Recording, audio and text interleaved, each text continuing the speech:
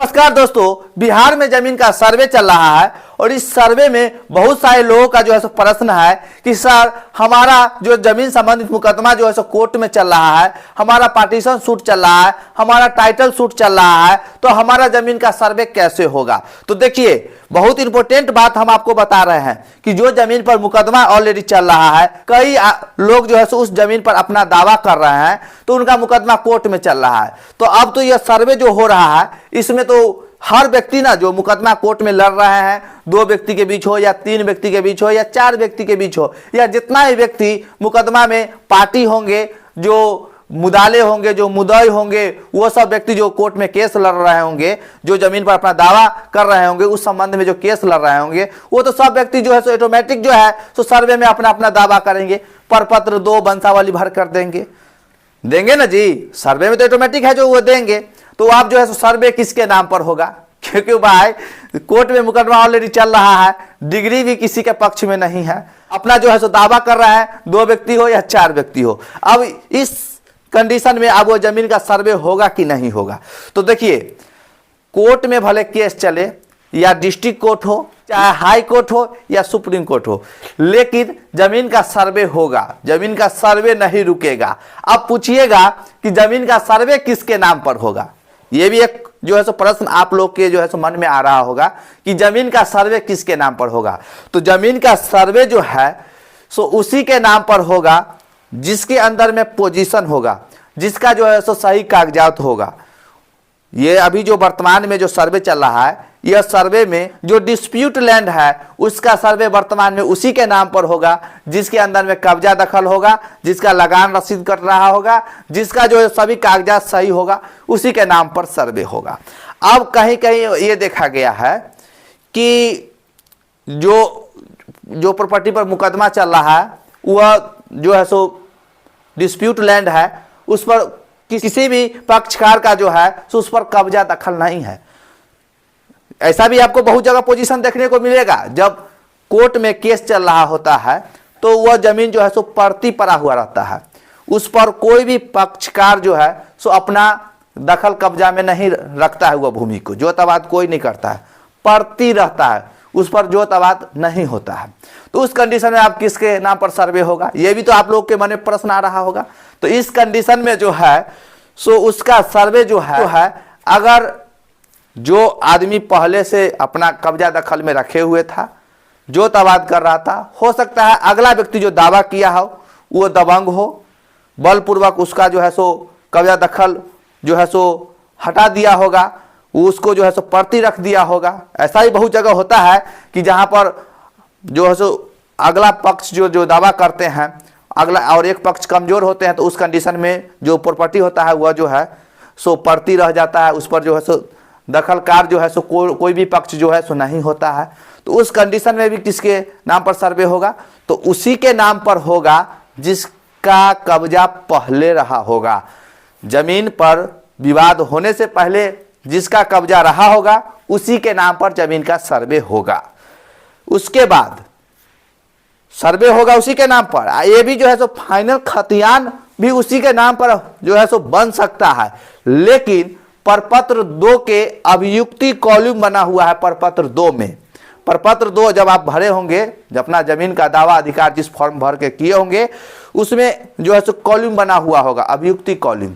तो उसमें जो है सो जिक्र होगा मुकदमा संबंधित, उसमें मुकदमा संबंधित जिक्र होगा, फाइनल खतियानी वितरण होगा, और जब न्यायालय डिग्री देगा जिसके पक्ष में, उसका जो है सो फिर उस समय रेक्टिफिकेशन होगा खतियान का, और उसमें उसका जो है सो नाम जोड़ दिया जाएगा जिस समय न्यायालय डिग्री देगा उस समय, तब तक जो है सो खतियान उसी के नाम पर रहेगा। लेकिन खतियान में बशर्ते यह मुकदमा संबंधित जो है डेट, दिनांक, केस नंबर जो है सो सब उसमें जाहिर किया हुआ रहेगा, और कौन कौन व्यक्ति इस पर केस लड़ रहे हैं उनका नाम भी उसमें जो है सो अभियुक्ति कॉलम में जो है सो लिखा हुआ रहेगा।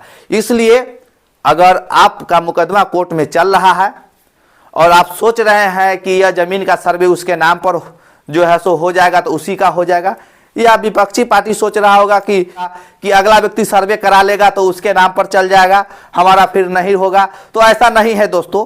जो जमीन पर मुकदमा केस जो है सो पहले से लोड हो चुका है, उसका सर्वे जो है सो वर्तमान कंडीशन को देखते हुए जो है सो कर दिया जाएगा, लेकिन अभियुक्ति कॉलम में पूरा जो है सो विस्तार पूर्वक जो है सो केस के संबंध में जो है सो विवरण लिखा हुआ रहेगा। तो इसके लिए आप लोग घबराना नहीं है। अब कहिएगा सर हमारा जो है सो हम डिस्ट्रिक्ट कोर्ट से जो है सो फैसला करवा चुके हैं, जजमेंट हमारे पक्ष में हुआ है और पार्टी जो है सो जो मुकदमा हार गए हैं डिस्ट्रिक्ट कोर्ट में वो हाई कोर्ट अपील के लिए चल गए हैं, अब हम क्या करें, फिर मुकदमा जो है सो चल ही रहा है हाई कोर्ट में। तो इस कंडीशन में कुछ नहीं करना है। इस कंडीशन में डिस्ट्रिक्ट कोर्ट के फैसला के अनुसार से जिसे पक्ष में फैसला हुआ होगा उसके पक्ष में जो है सो सर्वे का खतियान बनाया जाएगा।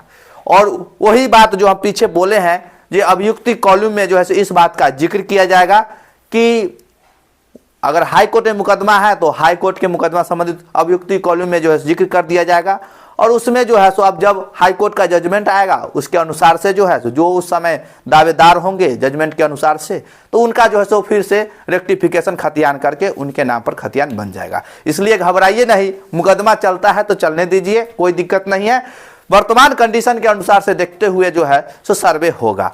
तो और यह जानकारी जो हम आपको दी है केस मुकदमा संबंधित, तो यह जो है सो हम फिर भी आप लोगों को एक सलाह मशवरा जरूर देना चाहेंगे कि जो व्यक्ति जमीन संबंधित न्यायालय में मुकदमा लड़ रहे हैं उससे अच्छा है कि आप लोग जो कंप्रोमाइज की प्रोसेस होता है वो आप लोग कर लीजिए, क्योंकि आप मुकदमा संबंधित हम जो है सो क्लियर आपको बता देना चाहते हैं, अगर आप मुकदमा कोर्ट में लड़ रहे हैं जमीन संबंधित तो वह जो है सो कम से कम नहीं हो तो कम से कम डिस्ट्रिक्ट कोर्ट में चलेगा तो कम से कम 6 से 7 साल। अगर आप रेगुलर जो है सो हेयरिंग करवाते हैं अपने मुकदमा का तो कम से कम 5 से 6 7 साल 8 साल भी लग सकता है पूरा फाइनल होने में, पूरा जजमेंट होने में। तो 6 से 7 साल तो आपको डिस्ट्रिक्ट कोर्ट ले लेगा। उसके बाद जाहिर सी बात है जब डिस्ट्रिक्ट कोर्ट में जजमेंट होगा तो कोई ना कोई एक पक्ष जो है सो हारेगा और एक पक्ष जो है सो जीतेगा, यानी कि ये तो जजमेंट होना है। जाहिर सी बात है दो व्यक्ति के बीच अगर लड़ाई है तो कोई एक हारेगा एक तो जीतेगा, ये तो कन्फर्म है। उसके बाद जो हारेगा तो उसके लिए फिर जो है सो निचली अदालत के अलावे ऊपरी अदालत भी है। तो वह ऊपरी अदालत कहने का मतलब हाई कोर्ट। डिस्ट्रिक्ट कोर्ट से अगर हार गए तो हाई कोर्ट जाएंगे और हाई कोर्ट में अगर वह अपील कर देंगे तो फिर वह मुकदमा कम से कम नहीं हो चलेगा तो कम से कम 5 साल। अरे फिर हाई कोर्ट में गए तो फिर 5 साल, अब 5 साल नहीं तो कम से कम 3 साल तो फिक्स है, ये कोई नहीं रोकेगा। 3 साल में फिर जो है सो हाई कोर्ट का जजमेंट आएगा और नहीं कहीं हाई कोर्ट से कहीं फिर जो है सो डिस्ट्रिक्ट कोर्ट में ट्रांसफर हो गया सुनवाई के लिए तो फिर तो आप प्रॉब्लम में है। अगर हाई कोर्ट के अलावे अगर पार्टी जो है सो पैसा वाला है, पैसा खर्च करना चाहता है तो उसके लिए सुप्रीम कोर्ट भी खुला हुआ है। उच्चतम न्यायालय जिसको बोलते हैं सुप्रीम कोर्ट जो है सो खुला हुआ है, वहाँ भी जा सकता है।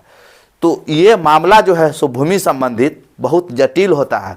अगर एक बार जो है सो मामला फंस जाता है, किसी कारणवश विवाद हो जाता है प्रॉपर्टी पर, तो उसको जो है सो सुलझाने में बहुत सारे टाइम खर्च होते हैं, बहुत सारे पैसा खर्च होते हैं, बहुत तरह का जो है सो मानसिक प्रताड़ना जो है सो झेलना पड़ता है।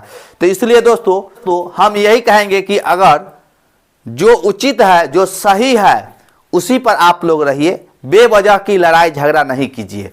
सर्वे आ गया है, बहुत सारे अपना जमीन खोज रहे हैं तो ये भी जो है सो एक विवाद का जो है सो जड़ है। अगर उचित में अगर आपका जमीन सही में अगर निकल रहा है, सही में कोई व्यक्ति कब्जा कर लिया है, तभी जो है सो आप उस पर जो है सो अपना हक अधिकार जो है सो कागज से जताए, और नहीं तो बेवजह का जो है सो परेशान करना जो है सो आपके ऊपर भी भारी पड़ेगा। और अगला व्यक्ति जो कब्जा कर लिया है अगर उसके पास सही भी कागज है तो वो परेशान होगा, तो एक ना एक दिन तो उसको तो जमीन मिल ही जाएगा। लेकिन आप जो दावा किए हैं तो आपको क्या मिलेगा? कुछ भी नहीं मिलेगा। तो इसलिए दोस्तों हम सही आप लोगों को जो है सो बात कह रहे हैं। और साथ में ये भी आपको हम एक बात और कह देना चाहते हैं कि बहुत सारे लोग हमसे बात करना चाह रहे हैं, तो इसके लिए आपको जो है सो अपॉइंटमेंट बुक करना पड़ेगा 50 रुपया पेमेंट करके। तो स्क्रीन पर जो नंबर चल रहा है उस नंबर के व्हाट्सएप पे हाई लिखिए, और हाई लिखिएगा तो आपको एक QR कोड मिलेगा, उस पर आपको 50 रुपया पेमेंट करके अपॉइंटमेंट बुक करना पड़ेगा। उसके बाद जो है सो आपको हमसे बातचीत करा दिया जाएगा। तो चलिए आप नेक्स्ट वीडियो में एक नया टॉपिक के साथ आपसे मिलते हैं। तब तक के लिए जय हिंद, जय भारत।